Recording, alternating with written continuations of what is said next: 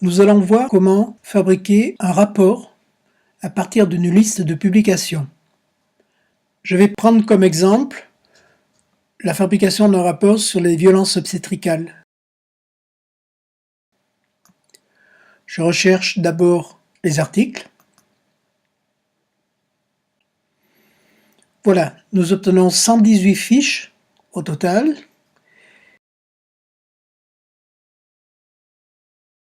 Pour fabriquer le rapport, il suffira de cliquer le bouton « Créer un rapport ».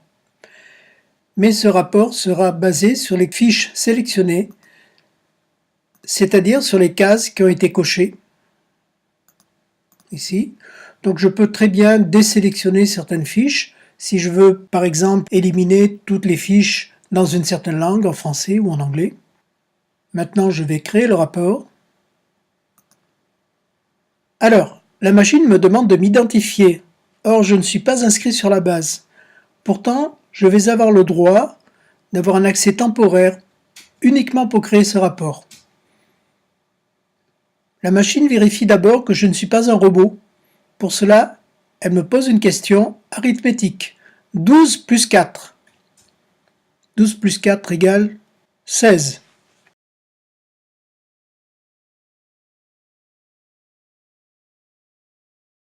Et voilà le rapport.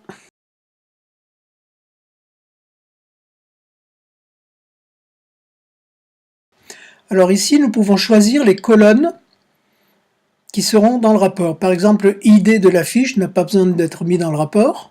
Année de publication, argument, auteur, notice bibliographique, résumé.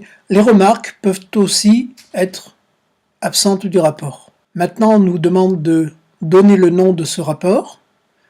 Alors on va mettre par exemple VO et enregistrer le rapport.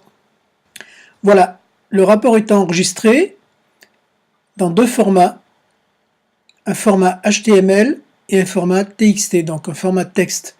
Le format HTML pourra être publié sur des sites web directement.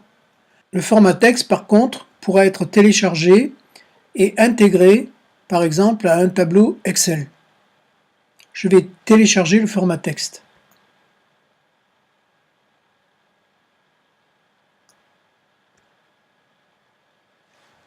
Voilà. Le téléchargement a eu lieu. Et maintenant, je vais intégrer ce format texte dans un tableau Excel. Et voilà ce que ça me donne.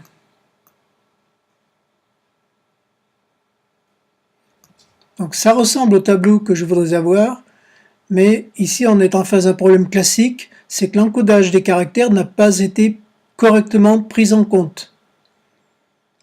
Le fichier d'exportation est en Unicode UTF-8, qui est le standard le plus répandu, mais chez Microsoft, du moins si vous avez une ancienne version de logiciel Microsoft, ça risque de ne pas fonctionner. Par contre, ça fonctionne très bien sur Google Docs. Ici, j'ai fait une feuille de calcul, j'ai importé mon fichier vo.txt et directement, j'ai obtenu le dossier complet. Voilà une illustration de la façon de construire un rapport sans même être inscrit sur la base de données bibliographique.